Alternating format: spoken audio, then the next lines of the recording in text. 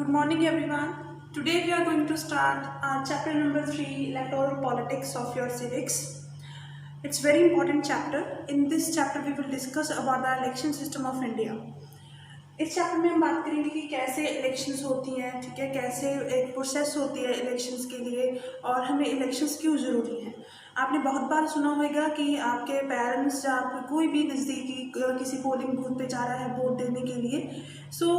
कैसे कंट्री को ज़रूरी होता है इलेक्शन सिस्टम, ठीक है, किस तरीके का इलेक्शन सिस्टम रिक्वायर्ड होना चाहिए कंट्रीज़ में, इसके बारे में हम बात करेंगे। First of all, what is the election?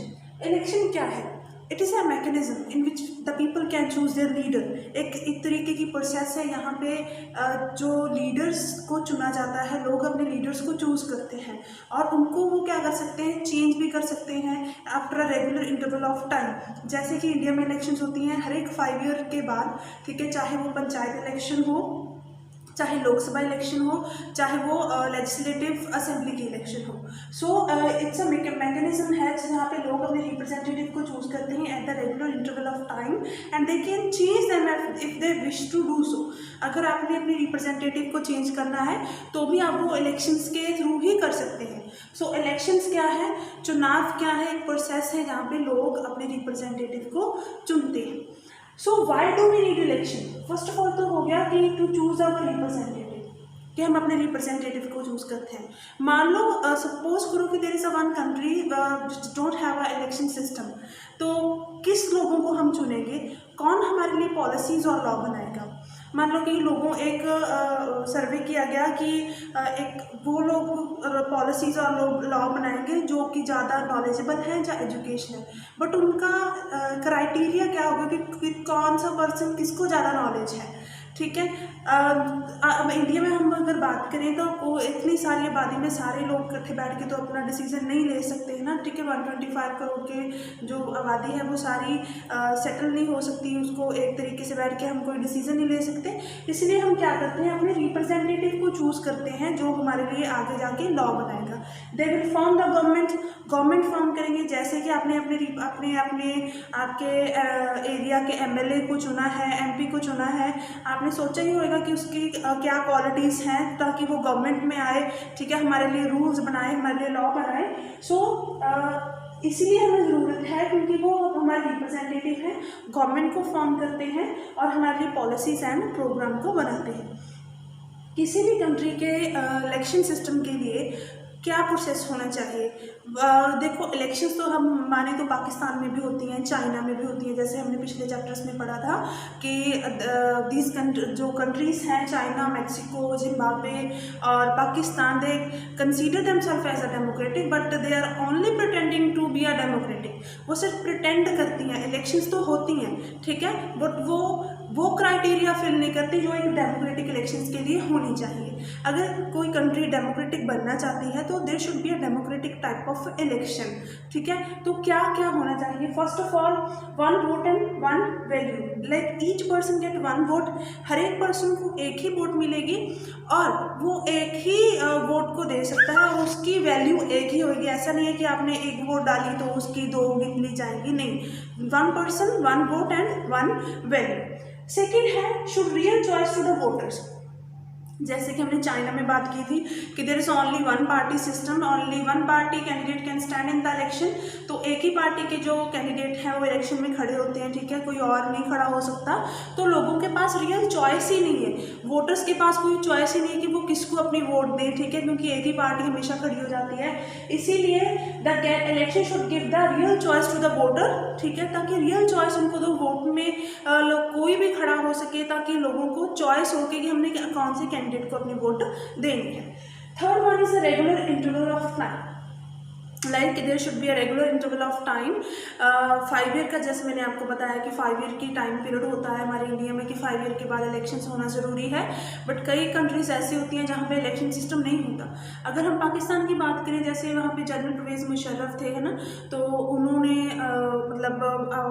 Indirectly occupy कर लिया था पाकिस्तान पे, ठीक है, मिलिट्री रूल बना दिया था, तो वहाँ पे इलेक्शंस होती नहीं थी। इलेक्शन अगर होती थी तो वो डेमोक्रेटिक सिस्टम से नहीं होती थी। तो ऐसा क्या है कि रेगुलर इंटरवल होना चाहिए अगर किसी कंट्री की इलेक्शंस को डेमोक्रेटिक बनाना है। सेकेंड क्या, नेक्स्ट क्या है, preferred candidate should get elected. अब जिसको आप अपनी वोट दे रहे हैं वही पर्सन इलेक्ट होना चाहिए। ऐसा नहीं है कि आपने वोट किसी और को दी और जीत कोई और किया, ठीक है। ऐसा भी नहीं है कि आप हम कहेंगे हाँ जी मैंने इसको वोट दी थी और यही जीतना चाहिए। हो सकता है कि सिर्फ आपने उसको वोट दी हो, किसी और पर्सन ने ना दी हो, ठीक है। सो जो मेजॉरिटी ऑफ द वोट्स किस एक पर्सन को गई है तो उसी पर्सन को ही जीतना चाहिए। मतलब कोई मॉल प्रैक्टिसेस और जबिटी मेथड ना यूज़ किया जा सके, ठीक है, कि हाँ जी जो मतलब प्रेफर्ड कैंडिडेट नहीं है उसको जिता दिया जाए, ठीक है, नहीं। So only preferred candidate should get elected, then the election consider as a democratic. Next है free and fair election. Free and fair elections में क्या है कि जो इलेक्शंस है that should be very free and fair, साफ सुथरी होनी चाहिए, ठीक है। उनमें कोई भी ऐसा मेथड ना यूज़ किया जा सके कि जो कि कंट्री के लिए अच्छा ना हो, लोगों के लिए अच्छा ना हो, ठीक है। कोई बूथ कैप्चरिंग नहीं होनी चाहिए, ना ही कोई फॉल्स वोट होनी चाहिए कि जाके लोग अपनी फॉल्स वोट डालें, जहाँ उनकी वोट वैल्यू एक वो वोट डालें उनकी वोट वैल्यू 2 कंसीडर की जा सके। So these are the criteria that that we can fill in the democratic election। One person की वन वोट हो और उसकी वन वैल्यू हो, ठीक है। And it should give the real choice to the voters. Voters के पास choice होगी कि उन्होंने किसको अपना कैंडिडेट चुनना है। नेक्स्ट है रेगुलर इंटरवल, एक प्रॉपर टाइम पीरियड हो जिसके बाद इलेक्शंस होनी चाहिए ताकि लोग अपने जो रिप्रेजेंटेटिव हो उनको आफ्टर टाइम पीरियड चेंज करते हैं। नेक्स्ट है जो प्रेफर्ड कैंडिडेट है जिनको सबसे ज़्यादा वोट मिली है वही जीतना चाहिए। नेक्स्ट है free and fair election. Now we will discuss about the process of the election system in India, कि इंडिया में इलेक्शंस कैसे होती हैं। Now we will start the election process कि कैसे इंडिया में इलेक्शंस होती हैं। फर्स्ट ऑफ ऑल हम बात करेंगे इलेक्टोरल कॉन्स्टिट्यूंसीज की।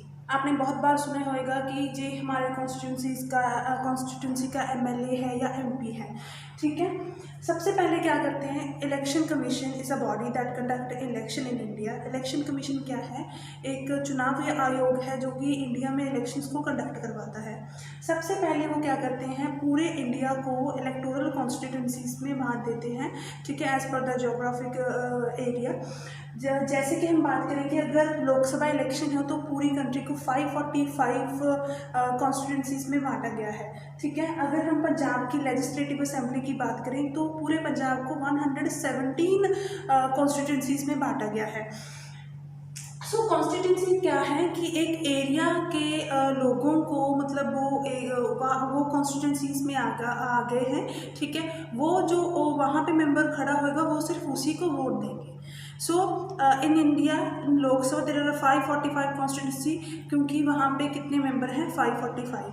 हर एक कॉन्स्टिट्यूंसी में सिर्फ एक ही मेंबर चुन के जाता है, ठीक है, जो सबसे ज़्यादा वोट्स लेता है।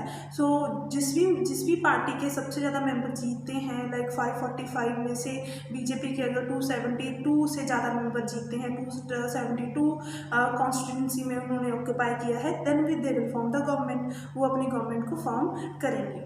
सो कॉन्स्टिट्यूंसी क्या है, like demarcation of the country on the basis of the geography. अगर हम बात करें कि लोकसभा में हमारी कितनी सीट्स हैं, पंजाब की 13, तो पूरे पंजाब को लोकसभा के टाइम 13 कॉन्स्टिट्यूंसी में बांटा जाएगा। जैसे कि पंजाब हो गया, बठिंडा हो गया, पटियाला हो गया, बठिंडा हो गया, ठीक है, तो बड़ी हो जाएंगे तो सिटीज़ को ज़्यादा बड़ा किया जाएगा।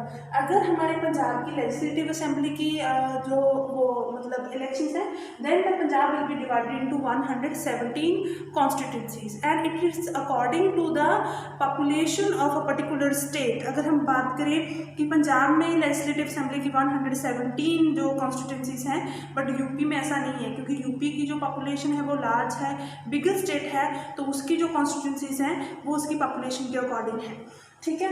इसके बाद हमारा जो टॉपिक आ जाएगा next is the reserved constituencies.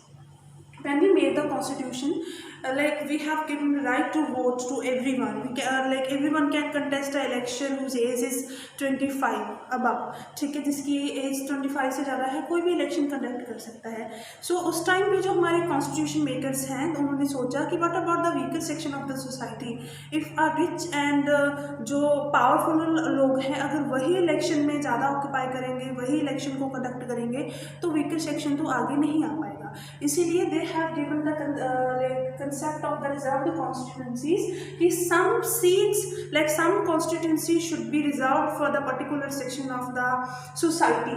जैसे कि 545 सीट्स में से हमारे जो एससी क्लास है उनको 84 सीट्स दी गई हैं, एसटी को दी गई है 47। मतलब कि जहाँ पे एससी और एसटी की गिनती ज़्यादा है वहाँ पे उनको सीट रिजर्व की गई है, क्योंकि वहाँ पे क्या होएगा, only who belong to that particular community will can stand in the election. कि जो भी एससी से बिलोंग करता है या एसटी कम्युनिटी से बिलोंग करता है उस सीट पे सिर्फ वही कास्ट का जो पर्सन है वो खड़ा होएगा, वही कम्युनिटी के लोग खड़े होंगे, कोई भी और कम्युनिटी के लोग खड़े नहीं हो सकते। So this is the reserved constituency 84। That is like ऐसा नहीं है कि जैसे हम मान लो कि 84 कॉन्स्टिट्यूंसीज वो कौन सी हैं यहाँ पे एससी और एसटी को रिजर्वेशन दी गई है, वो क्या होता है हर बार चेंज कर देते हैं। जैसे कि इस बार पंजाब में थोड़ी सी ज़्यादा एससी को रिजर्व्ड कॉन्स्टिट्यूंसीज दे दी, फिर उसके बाद हरियाणा को दे दी, ठीक है। सो ऐसे आता रहता है। जहाँ पे एससी देखो, एसटी तो हमारे यहाँ पे नहीं है, शेड्यूल ट्राइब्स पंजाब में नहीं है, तो ये झारखंड या नॉर्थ ईस्ट वाला जो पार्ट हो गया उन्होंने ज़्यादा है ये सीट्स। नेक्स्ट है सबसे पहले हमने जियोग्राफिकल एरिया को डिवाइड कर लिया, कॉन्स्टिट्यूंसीज बना ली। Next the election commission prepare the voter list. Voter list is called electoral roll also. In the everyone is have a right to give the vote whose age is above 18. सभी को right है ना, regardless their caste, creed, gender and religion, कोई भी vote दे सकता है whether is rich or poor।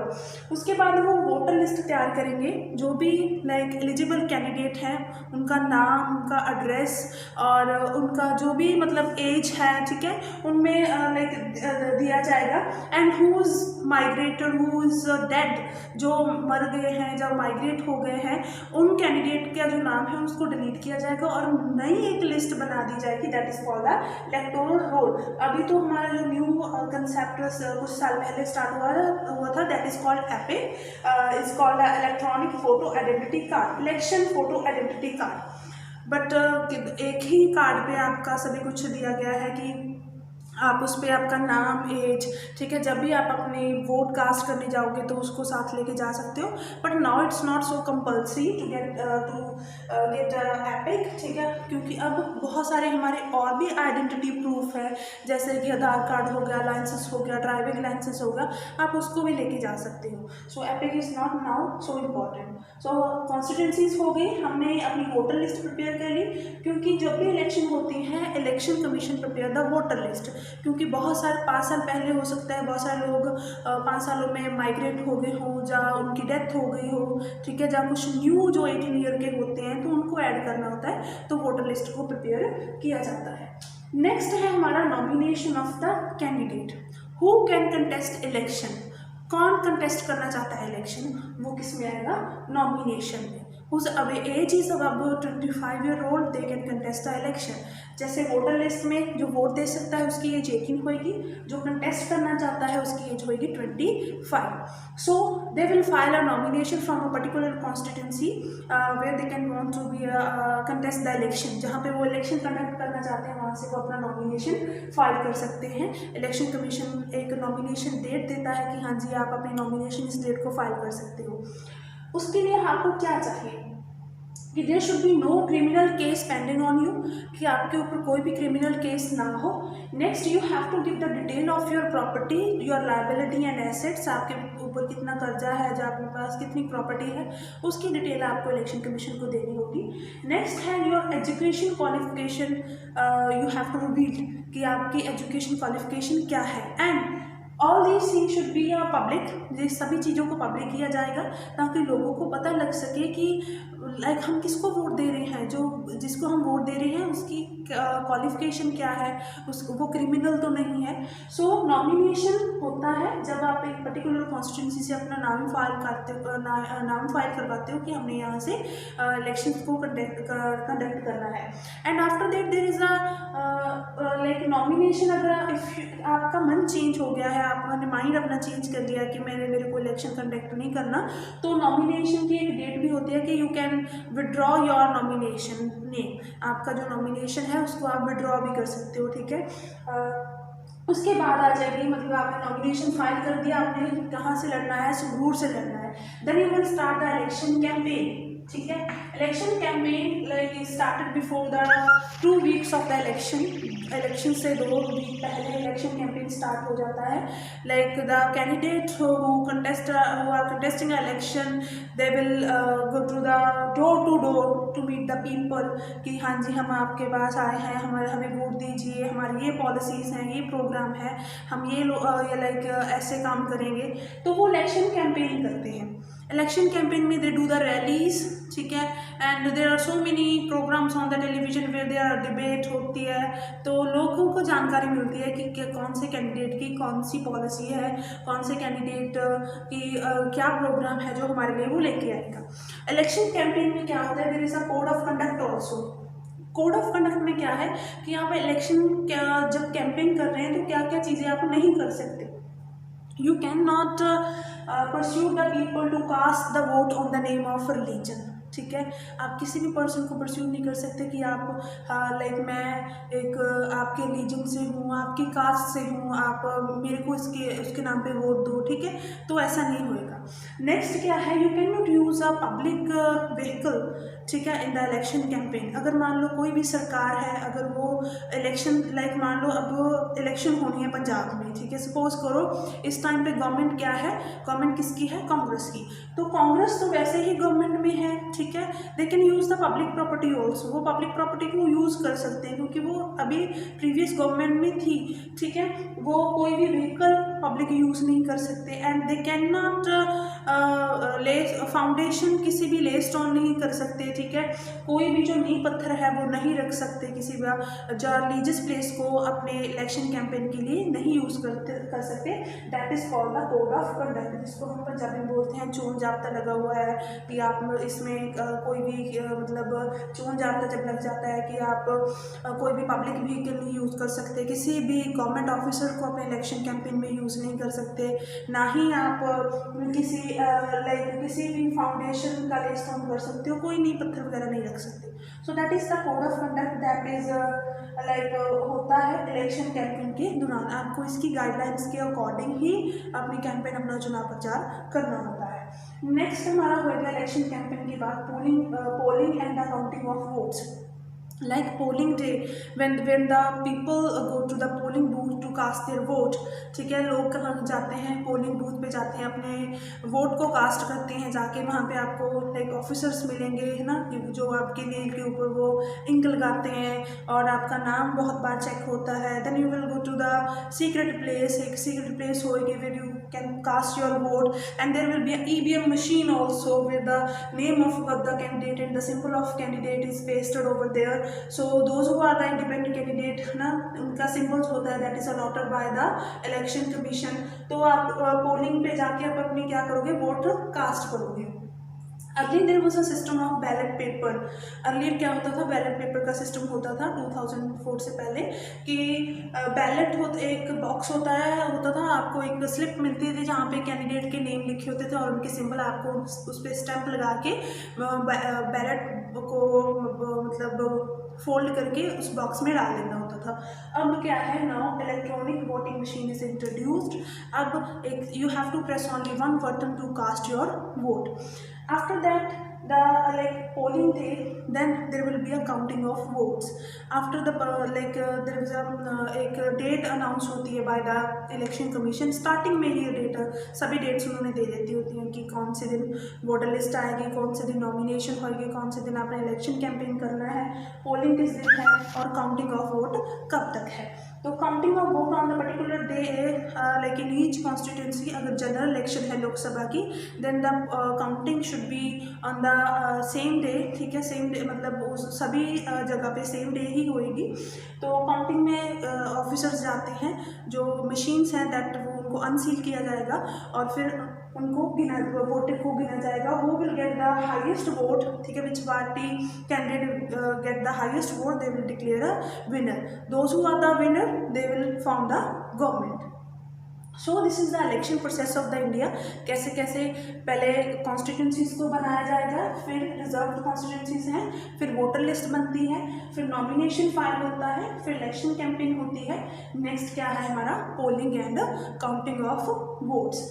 इसके बाद हम डिस्कस करेंगे कि what makes election in India democratic. जो इंडिया में इलेक्शंस हैं उनको डेमोक्रेटिक कैसे बनाया जा सकता है, एंड कैसे आपको जो आपका क्या कहते हैं कौन कौन से फ्री एंड फेयर जो इलेक्शंस के method. Now we will discuss what makes election in India democratic. India में जो इलेक्शंस हैं उनको डेमोक्रेटिक क्या क्या चीज़ें बनाती है। First of all, independent election commission. All of you know that the election commission who conduct the election in India. In election commission is a free like a independent like a Indian judiciary. यहाँ पे क्या होता है, एक chief election commissioner होता है, 2 other election commissioner होते हैं that are appointed by the president of the country and they are independent, ठीक है। They can take their decision on legislature, the executive का उनके ऊपर कोई भी कंट्रोल नहीं है, and they can conduct election in any part of the country. अगर किसी जगह पे इलेक्शन हो रही है, उनको लग रहा है कि there like someone is using malpractices और the voting method to use the to win the election, then वहाँ पे वो रिकंडक्ट भी करा सकते हैं किसी भी इलेक्शन को। नेक्स्ट है popular participation, like the people who are participate, ठीक है। अगर आप देखोगे कि the voter turn out is now increase as compare to the European and American countries. जो पॉपुलर लोगों की पार्टिसिपेशन है वो अब ज़्यादा इंक्रीज हो गई है, ठीक है। जितने लोग पार्टिसिपेट करते हैं उसका मतलब क्या है कि लोग इलेक्शन डेमोक्रेटिक है, लोगों को इंटरेस्ट है, ठीक है। अगर हम बात करें लाइक हमारे जो कंट्री में लोग हैं तथा जो रिच हैं वो कम वोट देते हैं as compare to the poor and illiterate, और यूरोपियन कंट्री में ज़्यादातर जो रिच लोग हैं वो वोट देते हैं। So the popular participation is also decide कि whether the election are democratic और नॉट। नेक्स्ट है एक्सेप्टेंस ऑफ इलेक्शन आउटकम। जो हमारी इलेक्शन की आउटकम है उसकी जो उसको हम एक्सेप्ट करते हैं कि हाँ जी ये सही है या नहीं है, वो भी इलेक्शन को डेमोक्रेटिक बनाती है। Most of the result is accepted by the people because most of the MP और MLA जो प्रीवियस इलेक्शन में जीते थे वो आगे जाके हार जाते हैं। सिटिंग MP और MLA हाफ तो हमारे लूज ही हो जाते हैं। So the people accept the result जो इलेक्शन के दौरान आता है। So these are the 3 point that decide the election is democratic और not. Next we will discuss the challenges to the free and fair election. जो हमारी elections हैं उनके सामने सबसे बड़ा चैलेंज क्या है, क्या क्या प्रॉब्लम्स हैं जो उनको फेस करनी पड़ रही हैं और कौन से जो रिफॉर्म्स हैं उनको इंट्रोड्यूस करने चाहिए। First of all, use of money. Like all of you know that कि द लाइक जो पार्टीज हैं they use lot of money to win the election, ठीक है। जो रैलीज होती हैं सभी का ज़रूरत होती है तो उनको वो क्या करते हैं, यूज मनी को यूज है। हमारा criminal connection.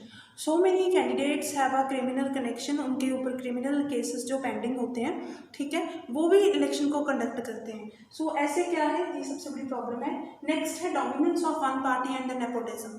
Sometime like a political party only give the tickets to their like relatives, जो उनके रिलेटिव्स हैं उनको टिकट्स देते हैं। और एंड अगर आप देखोगे Congress is a like party जो कितने पुराने टाइम से चली आ रही है, तो उनके जो नेक्स्ट जनरेशन है वो उनको मतलब वो पार्टी को संभाल रहे हैं। So that is the dominance of the particular family on a party system, जो कि क्या है हमारे फ्री एंड फेयर इलेक्शन के लिए बहुत बड़ा खतरा है। नेक्स्ट है little choice to the ordinary citizen. Like ordinary citizen who have a less money, less resources, they cannot contest the election, they have very fear in their mind कि कैसे contest करें इलेक्शन को, so they have a very little choice. Next है smaller party and independent candidate suffer a lot. जो smaller parties होती हैं और candidate होते हैं उनको बहुत ज़्यादा सफ़र करना पड़ता है, क्योंकि जो बड़ी पार्टी होती हैं, ठीक है, वो बहुत सारे मेथड यूज़ करते हैं, उनके पास पावर है, रिसोर्सेज हैं, तो वो स्मॉलर पार्टीज़ को आगे नहीं आने देते। तो that is very like challenges to the election system in India. So these are the point that describe the challenges की what are the challenges to the free and fair election. Use of money, because parties use lot of money in the election system. Criminal connection, so many candidates have a criminal connection, so many cases are pending on the candidate. Next, the dominance of the one party dominance of the one family on the party system, and the nepotism because they give the tickets to their particular relatives. Next है little choice to the ordinary citizen. Ordinary citizen को time नहीं मिलता, ठीक है, जहाँ उनको like opportunity नहीं मिलती कि वो भी इलेक्शन को कंडक्ट कर सकें. नेक्स्ट है the smaller parties and the independent candidate suffer a lot. So we have done this chapter number 3, electoral politics. Thank you very much.